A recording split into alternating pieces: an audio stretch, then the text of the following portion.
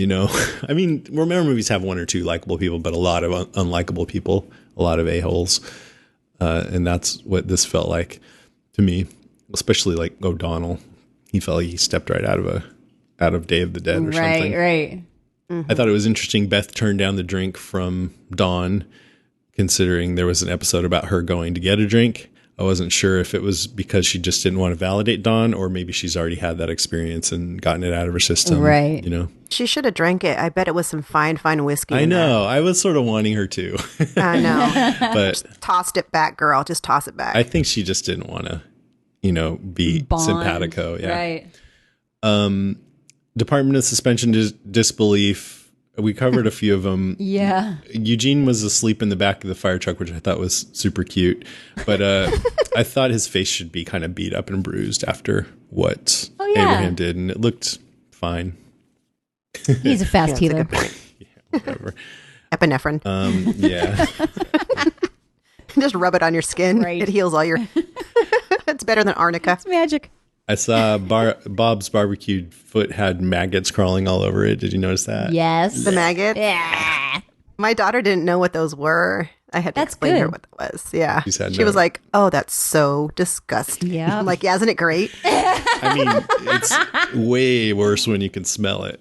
Oh gosh. Stop Ew. it. Have you guys ever smelled maggots? No. Let's talk about it some more. Just kidding. Let's not. I wonder if those are computer generated maggots or I real like that I'm maggots. about to cook dinner and you're talking about the smell of rotting They were meat. stunt maggots.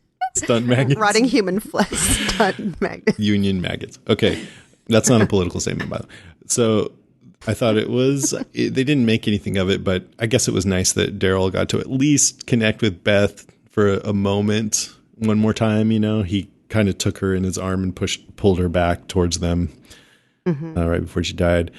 I thought it was great that Tyrese admitted he knew Martin was still alive just so we could know that, even though he lied to Carol and told him he killed him. Mm-hmm. And I think Chad Coleman also lied on Talking Dead about that, by the way. He said Tyrese didn't know. Yeah. Right. Yeah, you're right. I like that Rick said Lamson was, quote, attacked by the dead before we got to him. I don't know if we've heard him refer to them as the dead very much, but I like that. He usually says walkers. That's a good point. Yeah, I guess that's it. I mean, I'm very curious to find out what's going on next, because I assume they're just going to leave the hospital.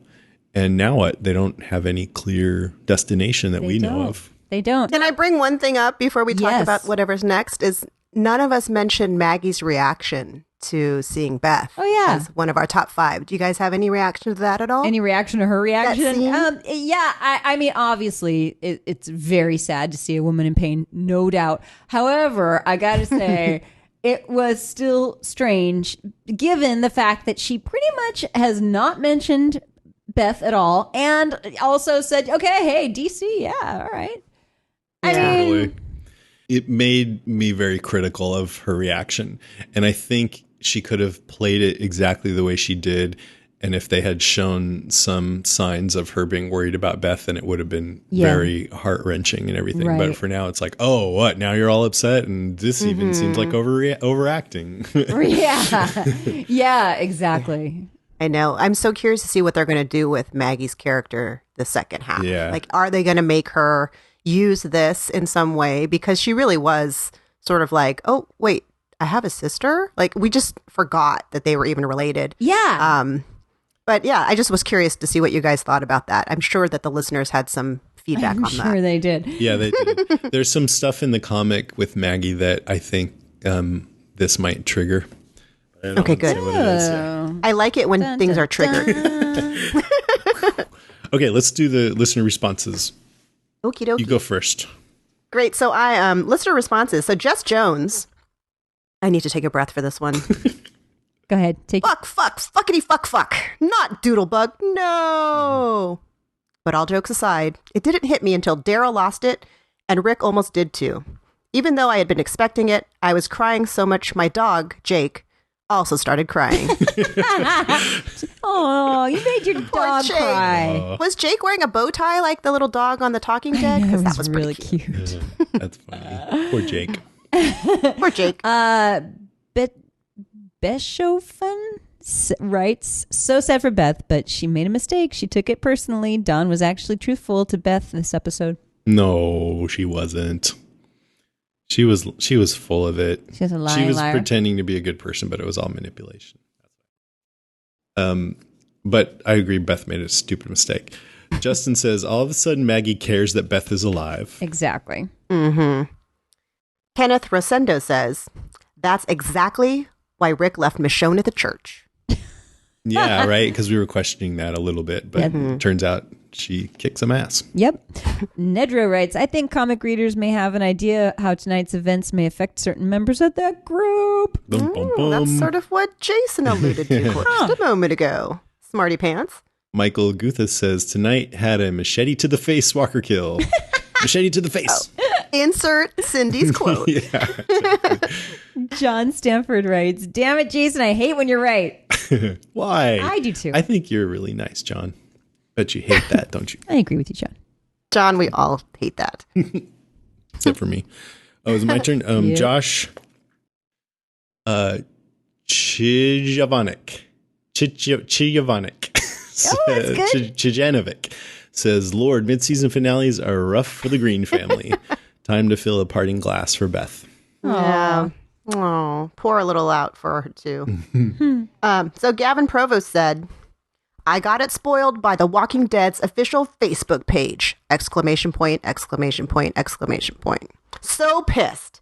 After the East Coast showing, they had a picture of Daryl holding Beth with hashtag rest in peace, Beth. Oh, Man. AMC. Oh, no. Work on that. You gotta avoid social media. I you know what I do? We haven't talked about this. After the show airs on the East Coast, I text Jim from The Watching Dead and I just give him, I say thumbs up or thumbs down. And he just gives me a thumbs up or thumbs down, and that's all I do until I watch the show at 9. Oh, and what did you say this time? I didn't do it this time because I was recording with you guys. I didn't want to have any. A big thumbs down from those. Well, you guys. can listen to their instant cast. Listen to their instant cast. I did listen to that this morning. That's part of my Monday morning routine. So. Aw, that's cute. Iris Monge Siegert says, when Dawn told Noah she knew he would come back and Beth gave her those crazy eyes. Literally, she snapped. I wondered if she would have held back if Maggie was there with Rick and the gang in the hospital instead of just arriving with Abraham. Yeah, so basically, would Beth have done anything different if Maggie was there, right? Yeah. I don't know. I don't know. It's hard to say. Yeah. You'd hope so. I hope so. Yeah, I don't know though. Keith S. Hickman Jr. says, I really like Beth, and I felt through this story arc at the hospital she was becoming a strong character. She was clever and tough when she got overconfident because of the group being there, and she got herself shot by accident. Accident? What the fuck? Sometimes I think the fans would tell a better story than the writers. No, I like the accident. I like death by accident. I like the accident too. I like that, like you said, not everything is scripted and shit happens in life. That's sort of rule number 1. Yeah, and you got to deal unless you're dead. That's right. Okay, so Audrey Schwad, Emily Kinney on Talking Dead crying about no longer being on the show with Kirkman right next to her. Awkward. Yeah, at one point, Kirkman's like, all right, you're back on the show. That's awesome. Sean Patnode. Finally, we get to see Maggie show some concern about Beth, but tragically, it's too damn late. Yeah. Ridiculous. Bill Bradbury says, so Rick has to ponder if he wasn't so quick to shoot Lamson, they would have had 3 to trade and Noah might not have been an issue and Beth might have survived. Don't see everyone who thinks Rick makes the best decisions. There you go. There you go. Okay, so Christine Haas. So, sensationalism won over humanity. They killed off Beth. What for? Shock value? Sorry, I'm out of that show, where hopeful characters don't have their place. Herschel, Bob, now Beth. What message are they trying to pass? I'm disgusted. So she's out. No more watching the show for her. But keep listening to She should listen to the Exorcist cast and all the other things we're going to do. I kind of see her. I do feel like that sometimes. Like, all the ones who are the most hopeful. But yeah. I don't know. Yeah. I mean, they're all trying to live, so they're all fairly hopeful. Dale, too. If you remember, Dale was also the one holding on to humanity, and then he gets snuffed. Yeah, I agree with you, Christine. So far has managed to stay really an upstanding citizen who wants to help people. Well, he went through his moment of after the governor attacked him. He did go through his time when he was all about revenge and trying to kill him. So, oh yeah, he did? Remember Glenn? it was when the governor was almost raped. Oh, Mad yeah, that's right. and he That's beat right, him up, and so Glenn was just like, "No, this is not negotiable. We're going to go in there and Right, kill him." That's true. So he has had his moment. He has, but recently, like, they've really focused on him, like, not wanting to, like when they heard the guy screaming at Terminus and didn't really have time to help him, but he said, we can't be the kind of people who don't do this, Right. So he's the good guy, and I think that means he's going to die real soon. No, I'm just kidding. I don't know. Jason Davis writes, Carol got hit by a car and Eugene was still out. Because Eugene's a puss. I see. Carol got hit by a car and she's fine. Eugene is still Save that sound bite. Save that sound bite. Yeah, it's true. Ashley Elizabeth says, heartbroken, just heartbroken. No. Gijo Puthia, dude. Beth died in the most pointless, stupidest way possible. The episode was awesome until the end.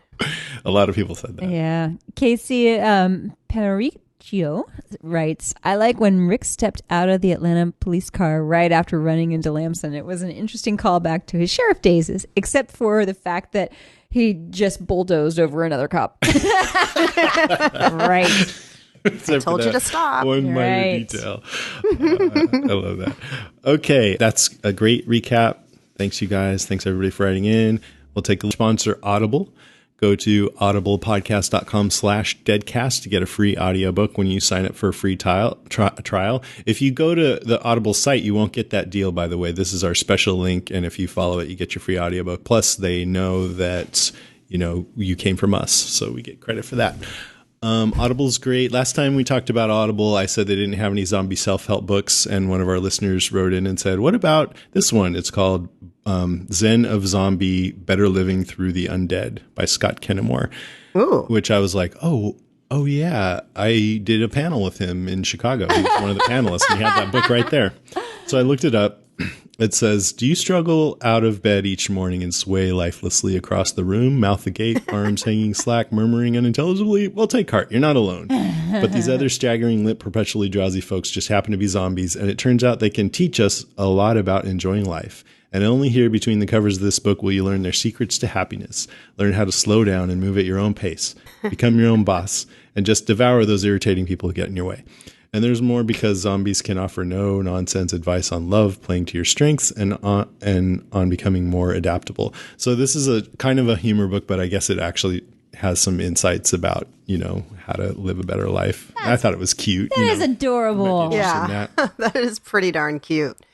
Sort of self-help and improvement via zombies. Exactly. All right. So, Pilani, you said you had a book that you might want to mention? Yes, I actually enjoy audible.com. The book that I'm currently listening to is called Self-Inflicted Wounds, and it's written by Aisha Tyler and voiced by Aisha Tyler. That's an apt title considering this week's episode. Yes, it is. Yes. Oh, and I love Aisha Tyler. She's hilarious. I do too. She's from San Francisco, by the way. Yep, local girl. She also hosts one of my other favorite podcasts called Girl on Guy. And the most recent episode that she posted last week was with none other than Scott M. Gimple. Oh, yeah. I heard that was great. It's great. I want to listen to and it. she's been on The Talking Dead. She's a big fan of the show and the comics. So she's kind of the self-professed nerd, but Self-Inflicted Kind of Wounds hot. is this really great sort of... Yeah, she is. She's beautiful. It's sort of this compilation of, the humiliating mistakes and embarrassing moments that we all have. And she just goes through various examples from throughout her life. So some of them are from when she's a child or when she's going through puberty. And then others are kind of, doused with alcohol. And it's just sort of what she's learned through making these mistakes and having these humiliating moments happen in her life. So it's entertaining. Aisha Tyler's really funny, and she's got this sort of really dry sense of humor. And it's just great to hear her voice telling her story. So I recommend that on audible.com. Good recommendation. Great. Yeah. Well, yeah, I love Audible. It's great to experience a story, especially when the reader's good. You can actually pick up a lot more emotion than you would if you just read it. Plus, you can do other things at the same time. Like there's a quote on their site. I went to the Audible site just to look at their marketing page. This one customer says, "After my daughter was born, I simply didn't have time to curl up with a good book anymore. Audible gave that back to me." I hadn't even thought about that. But yeah, if you have babies, it's easier to listen to a book. And instead of them screaming. Yeah, just plug those earplugs in and turn it up high. After I had my child, exactly I didn't want to talk to any human beings again. So thanks again to Audible. Go to audiblepodcast.com/deadcast to get that free audiobook when you sign up for a free trial. Obvious threat to untold numbers of citizens. The people it kills get up and kill. Are they slow-moving, Chief? Yeah, they're dead. They're all messed up. This is a Walking Deadcast news update. Okay, just a few things this week. Walking Dead just finished filming for season 5 last week. Yeah. I guess they had a wrap party. They just finished. Mm-hmm. So the whole season 5, that's it. Is done filming. Wow, yay for them. Yeah, they're doing all the post on it now. This is my favorite news item of the week. In an interview with the Hollywood Reporter, they asked Kirkman what was his biggest regret about how the series has gone so far. Did you see this? He said, "If I had to do it again, I wouldn't have done the CDC episode. It possibly gave away too much information and was such a big change very early on in the series. I feel like there might have been a better way to wrap up the first season. It ended up being a fun episode. I love the character of Dr. Jenner and thought Noah did an amazing job. Me too. But there were things in that episode that I think seem very much not of the Walking Dead world," which I assume he means the talking computer and the self-destruct mechanism, but probably not. He says, or the article says, among the issues Kirkman has with the episode were Jenner's reveal that despite his research, he hasn't been able to find a cure, but that the French may be onto something, as their scientists were the only ones who remained in their labs during the outbreak. And he says, "I probably would have changed that stuff. I've been careful in the comic series to not say what's happening in other parts of the world. It's something that's going to be fun to explore in the spin-off series. But the fact that France is mentioned in that episode and other things like that, I probably would have steered away from that stuff if I had to do all over again." Huh. I think Darabont really pushed them to do that. So that's almost like a little dig at Darabont. Yeah, maybe. It kind of is. Wow. But, he's just being honest. And he didn't have his TV legs yet, Yeah, now right. he's probably a lot more confident in saying, nope, I don't want to do that. Next, on Talking Dead, I guess you guys saw this. I didn't, but Kirkman finally settled whether Daryl's gay. God, just because we've talked about this before, I want to read this one so that we can then end it and not talk about it anymore. Yes, but He says, "We play Daryl Dixon as being somewhat asexual on the show. He's a very introverted character, and I think that's some of his appeal. I do have to clear some things up, though. In a letter column in the comic book that I do, I mentioned that there was a possibility early on about making Daryl Dixon's character gay. It caused quite a hubbub online, and I just wanted to clarify that the possibility is there and that I would have been fine with it. The network would have been fine with it, but we ultimately didn't do that. I can make it official. Daryl Dixon is straight." Who cares? So, but I know it's such a non-thing. I thought it was interesting because he's such a heartthrob. So to make him gay, I think would have been a very bold choice. Yeah, well, he can be a heartthrob to men and women. Yeah. He could be, yeah. I mean, who cares? A lot of people would have sex with him anyhow. So, and even if he's, honestly, there are gay men who I'm totally crushing on. Of course. I mean, just because you're crushing on gay men doesn't mean that there's a lot of women who would be not in support of that. I've witnessed it myself because on Facebook in certain groups, when somebody says maybe Daryl's gay, a lot of women say, "He is not, shut up." And then also, I think it's an interesting discussion to talk about people's sexuality, but I guess you guys don't. So we'll move on to the next item. This fictional character's sexuality that doesn't seem to play we into talk anything. about fictional characters, everything else. Why not talk about their sexuality? This one topic's off limits. All right. Next. That's okay. That's valid. That's valid. That is valid. But who cares if he's gay? Right. You two don't. Nope. So there was a Craigslist casting call for the Walking Dead spinoff in Pennsylvania. And I thought, they're filming in Pennsylvania. But now people are speculating that it was fake. So They had never advertised on Craigslist. I know. I don't know. I mean, I don't know how they advertise these things. But that seems horrible and scary. I don't think they would either. I think they have established casting companies in every city in the world. Yes. So Yeah. They're probably asking people to pay to come audition. I know. Right? That's just some scam. They said they would pay them $50 an hour. And based on my experience, that ain't the right price. That's not what you get paid. No. More like a day. Yeah. Right, not as an extra. All right, that's it for the news. Let's move on to listener moans, groans, and grunts. Okay, so this email is from Shannon Brisson. Jason, you mentioned that the image behind Chandler Riggs is a building with the words "Away with You" spray painted on it, but you couldn't place what episode it was from. It's from the episode where we finally see Morgan again, Clear. It's through the doorway of that building that we see Morgan burning bodies of the zombies that got caught on his wooden stakes as Rick, Michonne, and Carl drive away at the end of the episode. I wonder if something to the image like a connection between Carl and Morgan. Yeah, maybe it's pointing to Carl and Morgan having some scenes together later on or having something go on between them. I think it's not the last we've seen of Morgan. I think he's definitely going to find the group at some point. Yeah. I thought that "Away with You" was just Morgan saying, "Get out, leave me alone, don't come hang out with me." Yeah, I know that the "Away with You" was in the Morgan episode, but all of these, like we talked about before, when you saw Rick, we saw Andrew Lincoln's name. It showed, what did it show for him? His machete. You saw Rick. Daryl, Norman Reedus. It showed his vest with the white wings, angel wings on the back. So each one of these scenes related to the name. So it makes me wonder, okay, if they're showing "Away with You," which is related to Morgan, but that's when they show Chandler Riggs, then maybe there's some connection between specifically Carl and Morgan. Well, he was in that episode. He was in Clear. Yeah, he was. He was one of the few regulars who were in Clear. So maybe that's all there is to it. Yep, yeah. Could be.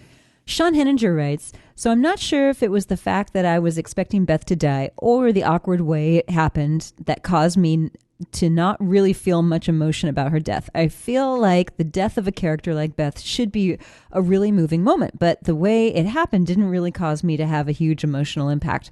I may have missed something, but it was odd that she would stab Dawn with the scissors as she's getting ready to leave. It seems like a more realistic scenario would be Rick telling Dawn that he is the Rick Grimes and to go take care of her stuff and things because he's not letting Noah stay at the hospital. Then Dawn tells Rick to go to hell by jumping down the elevator shaft. All hell breaks loose and Beth catches a stray bullet and is the only casualty. I'm telling you, this stuff writes itself. Instead it feels more like we are given a death that is just there to help move the story along. Of all the mid-season finales, this one left me going, meh. I'm agreeing with you, Sean. Well said. I just think that what you just laid out is the story that writes itself, and that's probably the very reason why they wouldn't do it.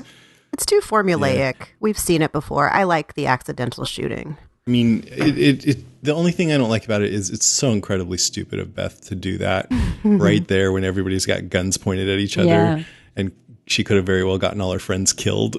Yeah, yeah. I don't know if I believe that she would have gotten so passionate that she would have done that. But yeah, I don't know. Okay, it is my turn. Glory B91 says, yet again, an entire season passes and we accomplish exactly nothing. This entire season could have happened in one episode. Not happy with the result. Noah and Beth were supposed to fall in love. Daryl and Beth were supposed to hug and reunite. Like, what the fuck was that? And all of a sudden, Maggie's so heartbroken. She honestly couldn't care less about Beth the entire season. And now she's like all in distress. Still a diehard fan, though. Which I love. Okay, Glory B. You sound like a diehard fan. Again, all these things, it's interesting. Shows get you wanting certain things. They get you wanting characters to come together or certain things to happen. And some shows do a great job of getting you wanting that, and then they just totally pay it off exactly the way you wanted. Like I think Breaking Bad did in several cases. But then other times it's good for them not to give you exactly what you want and to give you something else that you didn't expect instead. I guess if you get something that you didn't expect and it's great, then you're like, okay, cool. But if you get something you didn't expect and you just don't like it, then you're like, they should have given me what I wanted. I don't know. I think she deserved a better death. Yeah, I could see that. I can understand that. But I kind of feel like Scott Gimple is taking risks with this episode. I mean, with this whole season. Yeah.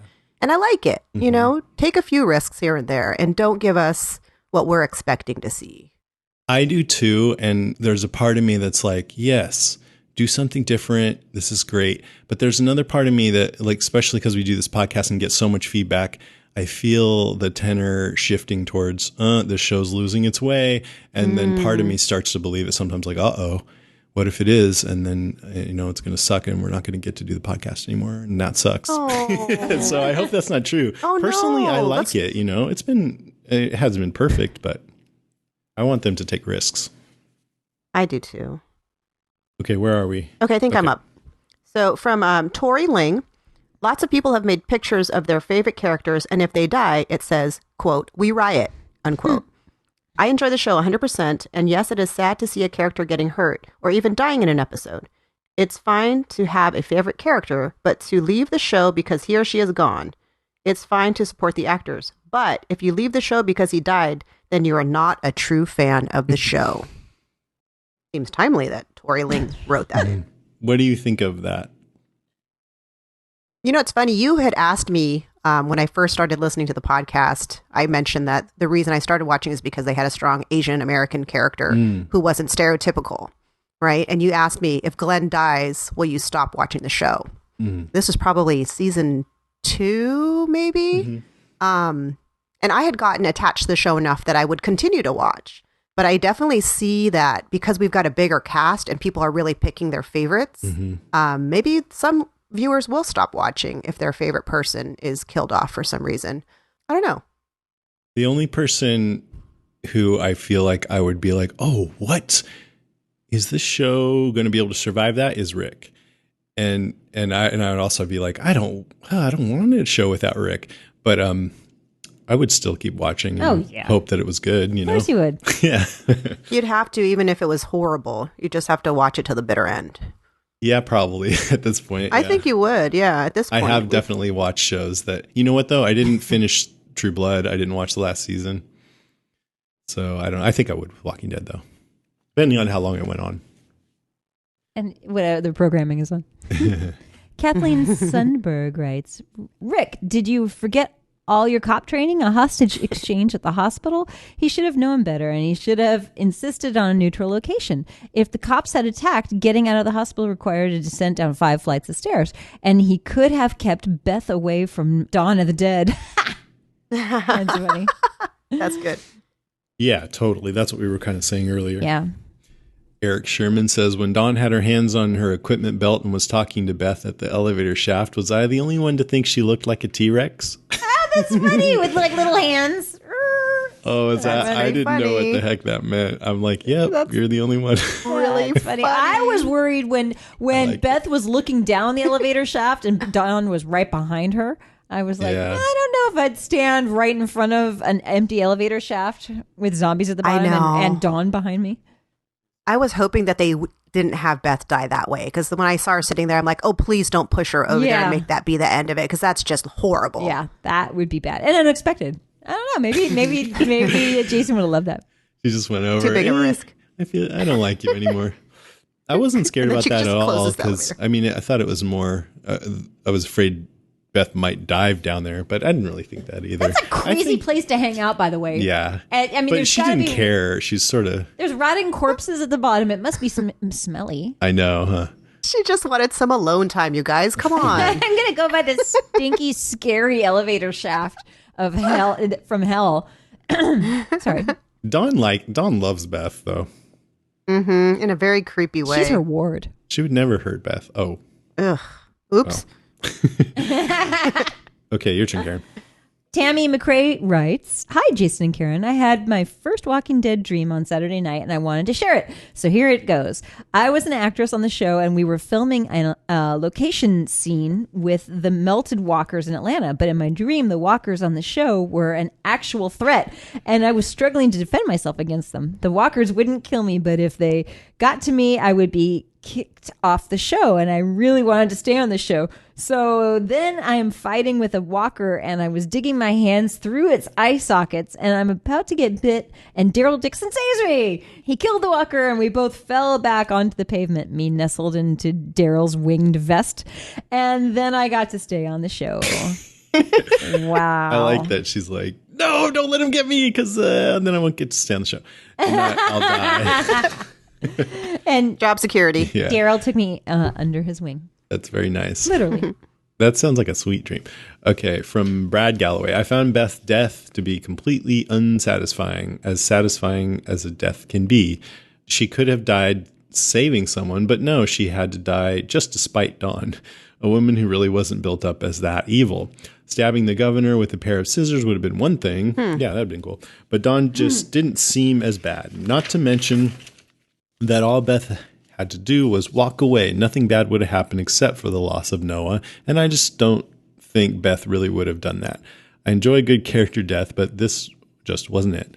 While her death may not have been good, however, your show is. Have a great day, and don't stab a person holding a gun in the shoulder with a pair of scissors. With a gun pointed at your head. Yeah, I can see that. It's a great letter. Thanks. You have a great day too. Okay. So from Drea Age, well, what an episode. I thoroughly enjoyed it. Not sure why so many negative comments on the interwebs about our beloved show. I think they're doing great, and I'm uber excited to see what the back half of season 5 has in store for us. When it ended, I wanted more, so much more, and I'm sad that there will be 2 months of waiting. But I'm consoled that you guys will help us get through these hard times until the mid-season premiere in February. Thanks for fighting the good fight and keeping us afloat during our holiday Zed drought. You guys fucking rock my socks off. Even if Karen can't seem to pronounce my last name, love her for trying a couple of times despite the difficulty. H. There. That's it. This next one is from Iris A. Monge Siegert, who writes, we all try to Monday morning quarterback everything and nitpick galore at what the actors on our favorite show do and the decisions that they have to make. In reality, emotions drive everything we do. Fatigue, stress, hunger are also driving factors into the decisions our characters make in the apocalypse. I can almost be sure that 80% of the fans that watch the show wouldn't last as long as Beth did. Whether it was because of the pure luck of hiding out in the church or being surrounded by strong people, Beth Green did what was needed to be done when it was needed to be done. Or something like that. On to other news. I listened to this podcast interview with Scott Gimple on Girl on Guy podcast by Aisha Tyler. It was amazing. You get to know a lot about what he thinks of the show and the characters, and even some insight to certain situations from The Walking Dead that might give you some insight to the storyline of The Walking Dead. I highly recommend it. He's also really cool and funny. Awesome. We need to tell Aisha Tyler that we're plugging the heck out of her this episode. Yeah, I want to go We hear love that. her. Yeah, totally, man. You can never tell what you're going to do when the emotions are really amped up. So that's one thing in favor of how that went down, her making a really stupid decision like that. I mean, when I was on the playground in like 7th grade one time, I saw my friends being bullied by this guy. Just like guy was giving him crap and, you know, putting him down and stuff.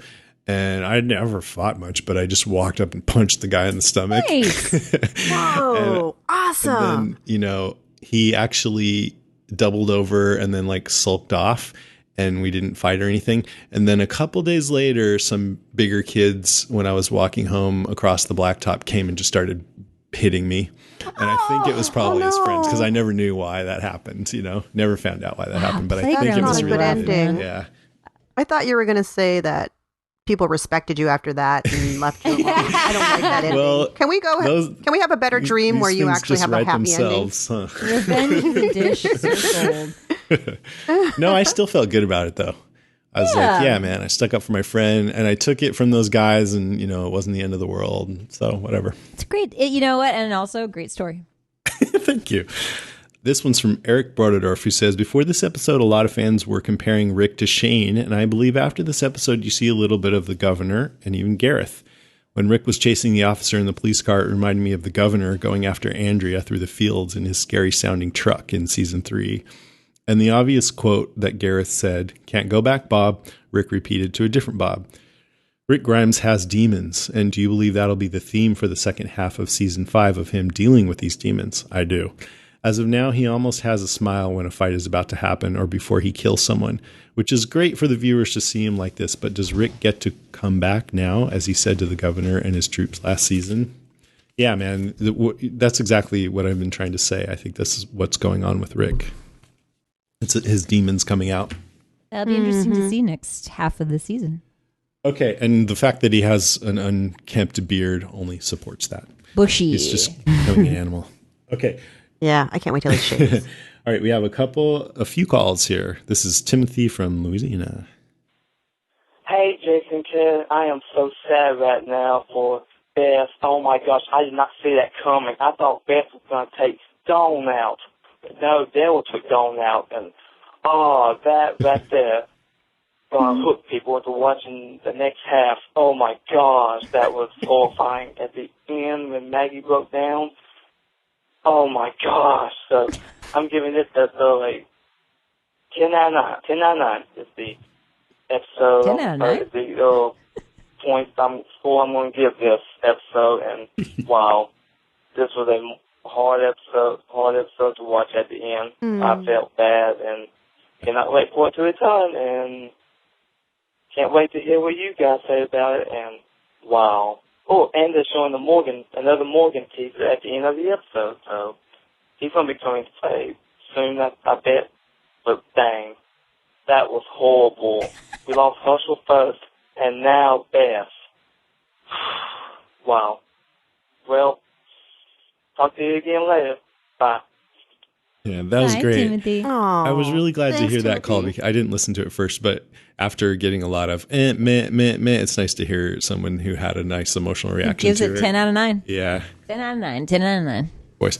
Okay, next is Harv, I think, from Santa Rosa. Hey, Jason. Hey, Karen. This is Harv up in Santa Rosa. Just got done watching the mid-season finale. All right, Jason, you got to fess up here. Did you know anything? I know you kept saying the same thing. Did you know anything? Anyway, not too shocking. Figured we were going to lose somebody, and to be honest, I thought that storyline with her was just kind of weak. Anyway, but up until the last part, there was really no action, hardly any. Anyway, thought it was a good first half. I hope they do make some changes in the second half as far as the way they're presented. As I don't want to see this solo one-on-one call episodes. Anyway, really curious to hear everybody else's reaction. Beth, ain't gonna miss you. Maggie, that was a little sad. Other than that, it'd be nice to take a break from it too. All right, here's my zombie sound. That was a bullet shot. Okay, bye. That's funny. It will be nice to take a little break from it. Yeah. Yeah. Although I can't wait to find out what happens next. I'm so torn. Did I know? No, I didn't know anything. The only reason why I thought Beth might die is because she got that big episode recently. And I'm just going through all the characters and thinking, which one would people be more okay with, but is still a big deal? At this point, I think Carol is such a fan favorite that I was really doubting that she would die. At least not so soon. But I don't know. It's just a good guess. And then finally, we have Des from Ohio. Hey, guys. It's Des. Not going to lie to you. Cried myself to sleep last night. Aww. I don't know. We all knew it was going to happen, but I had convinced myself and told myself that it wasn't going to. And then as soon as she said, I get it now, I thought, oh, shit, you're going to get it now. And then it happened. Very upset about that. But they started to show up, though. I don't know what's wrong with me. I laughed the first 5 minutes. The guy's running, I laughed. Rick hails him, I laughed. Nick shot him, I laughed. I guess I'm just getting jaded. And one other question, were those the biggest maggots you've ever seen in your life? In Georgia, do they throw 8-pound flies? I don't know. I gotta go get a nap. I'll talk to you guys later. Don't get bit. You too, baby. Maybe they were computer generated maggots. I'm not sure if they were real maggots or not. Where do you get real maggots anyway? Oh, I think they're pretty easy to cultivate. Or just cultivate piece of or steak. Or just they moved, right? You could see them moving. Yeah. They probably don't stay on their mark though. That's irritating to the director. Yes, maggots. Maggots reset. Reset maggots back to 1. Yeah, don't call us maggots. Oh wait. Oh wait, we are maggots. I'm calling my agent. They keep calling us maggots. Yeah, they're like maggots reset, and then the zombies all reset. Not you guys. That's how I felt some of the time when I was out there. Okay, Thanks for all your feedback, you guys. That was great. And now we'll move on to Gracie Lou and Mr. Blog said they wanted to do a quick comic talk section. So I'm great. intrigued. I haven't heard it yet, but you're about to hear it right now. Hey, everyone. It's great to be back for another episode of Comic Talk. And this episode, we really didn't have much that compared, but there was one big thing. Grace, what was that biggie that we noticed right off the bat with this episode? Oh, yeah, that one hit me right away.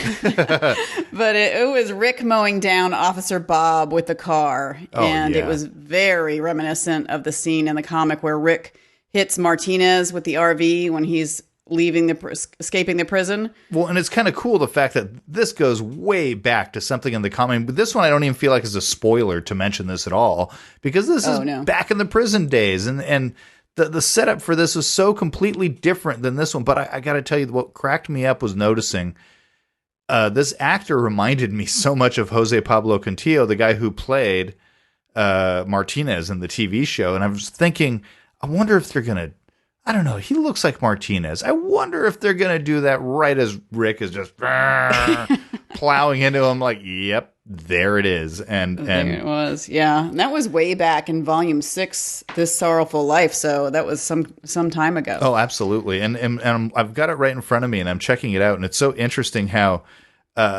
even that the way Martinez is falling forward, you know, kind of the face first, feet behind him being plowed over like that. Of course, it was Dale's RV that does that to him. Mm-hmm. But it's the exact same way, and the fact that we got to see that in the show is like, yeah, God, that looks so much worse in non-comic form, live action. You know, it was bad, and I think Martinez did deserve it a little bit more than Officer Bob. I think. Agreed. But and of course, in the book, Rick strangles Martinez instead of choking him out. But instead of shooting him. Instead of shooting him, and of course the some of the language was even the same. I think when he's lying there with his back broken in the TV show, he does say, he says, "You're crazy," or something along those lines. Martinez does say, "Crazy fucker, can't move." And then later on, when Rick is choking him out in the book, Rick is saying, "You have no idea what people are capable of." And Martinez says, I think I'm getting the idea. And that's pretty much exactly what Officer Bob says to Rick. However, the coda of "shut up" was just phenomenal on Rick's part in the show. I got to say, little commentary on that one. Anything else about that scene that was ripped out of the pages? No, I think we pretty much covered it. We do have a couple of other things that we can mention that might get into slight spoiler territory about what we thought was maybe hinted at in this episode that's going to be coming up in the show. What do you think is one of those main ones? Well, I think one of the main ones, and we had mentioned, I'll do this one first since we'd mentioned it before, but, we've kind of been talking about who's going to replace Andrea, comic Andrea and all this, and we kind of threw out Carol, and more recently we threw out Sasha. But I think every episode we get that we see Sasha, we get more and more evidence that I really think Sasha is going to take Andrea's place. I mean, she loses her boyfriend to the cannibals or a zombie in a zombie bite. Yeah, that's true. Exactly. That's true. Yeah. She's looking to be a real sharpshooter. And one of our listeners pointed out is that she's wearing Bob's jacket, which is very much reminiscent of Andrea wearing Dale's hat in the comic. Yes. Good call. I didn't even think about that, but damn good call. Yes. That's great. I could totally see that. And of course, I could even see a potential romance down the road for Sasha as well. Sure. Absolutely. That's cool. I think it would work well. Yeah, so do I. Now, the other one that really stood out to me that I could just speculate, okay, I could see this happening, was Maggie being extremely distressed and being very upset. In the comic, it's when right after the death of Herschel and right after Billy, that she just feels her whole family's gone, and she ends up hanging herself in the woods when they're out on the road. We're going to be out on the road again. Maggie looks pretty damn distressed. She does. I could see her. The last green standing. She is the last green standing, yeah. And I could absolutely see her hanging herself. Now, I thought we kind of covered the whole suicide by Green thing back with Beth when she slit her wrists, but this would be one hell of a twist, and it would give something a little more meaty for Maggie's character in the show to really go through. I agree. So I'm looking forward to seeing what if they go that route with the TV Maggie. With TV Maggie. Well, unfortunately, I think that's about it with this episode, huh? Yeah, I think so. Yeah, we didn't have much really this whole season outside of the Hunter's arc to talk about, and some of the things with Abraham and Eugene coming clean. I'm really happy we got at least a little something in this episode, so we can come back, say thank you guys for listening. We've really enjoyed doing this, and we're going to see you guys again in February. I think that's when The Walking Dead comes back, right? Yeah, see you in February. Fantastic. And in the meantime, if you are a comic reader, which you should be if you're listening to this, by all means, catch us at Under the Comic Covers, and we'll go ahead and cover The Walking Dead and any other independent books you may be reading. Bye.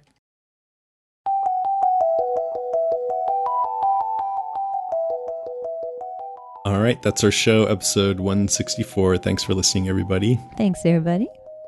I just wanted to mention that, remember I was talking about how I wasn't going to tell Nico Nico there's a Santa, but I might still tell him as a story like other stories, and not make a point of saying it's all a big lie.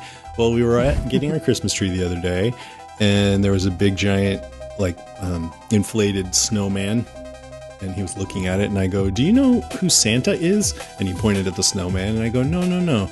He's an old fat man with a big white beard like we saw at the mall the other day, and he was just sort of not that interested. And I go, remember? And he didn't answer, and then I go, and he brings presents to all the little kids, and he goes, like that. He's only 3, so I thought that was pretty funny. And then he was quiet for a second, and he goes, to me too? And I go, yeah. So I kind of accidentally told him that, and I was like, how was I thinking I was going to do this without making it seem like it was something that was actually going to happen? So I don't know what I'm going to do now. But so when you put presents under the tree, you don't they're say... They're now, yeah. There's one anyway. There's none that say from Santa?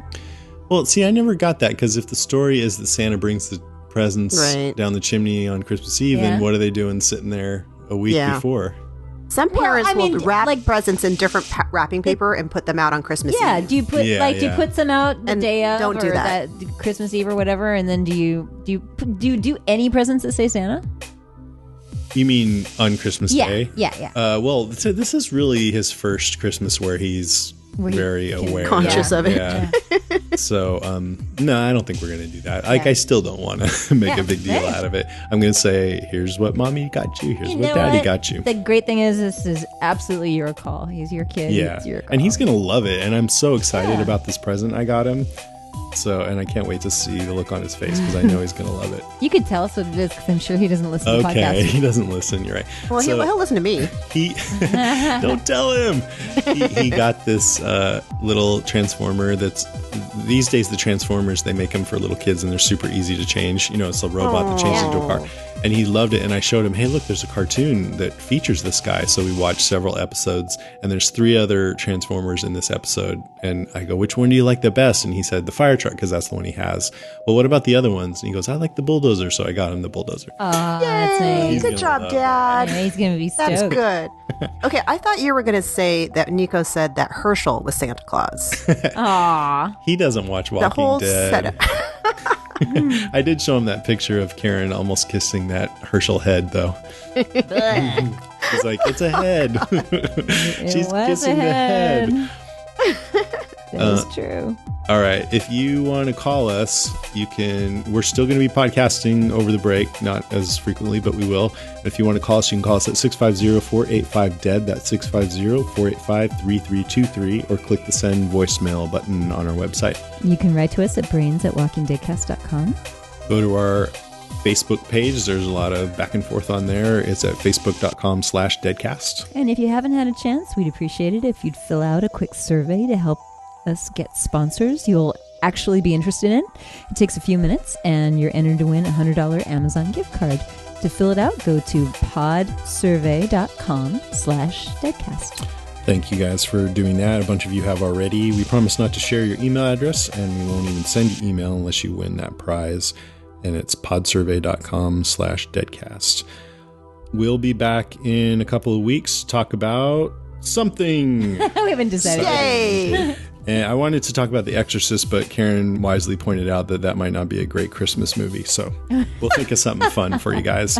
But that'll be in a couple of weeks. Before we go, I just want to thank you, Pete Ilani, for coming on, and I hope you had fun. Oh, it's always great to talk to you guys. Yeah. And Great to super have We love fun. you. Yay. Yeah, I love you guys. Thanks for coming on. All right, that's our show. Thanks for listening. Don't get bit. Laura will Willie swink. Swink. Ain't nothing going on but the rent. Got to have a J-O-B if you want to be with me. Because Eugene is a liar.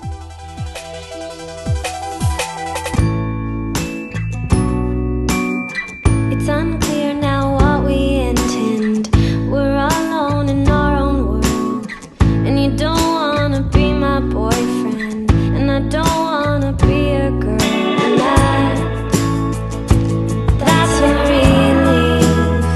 We'll drink up our grief and hide for summer. And we'll buy a beard, a shotgun. And we'll lay in the lawn. And we'll be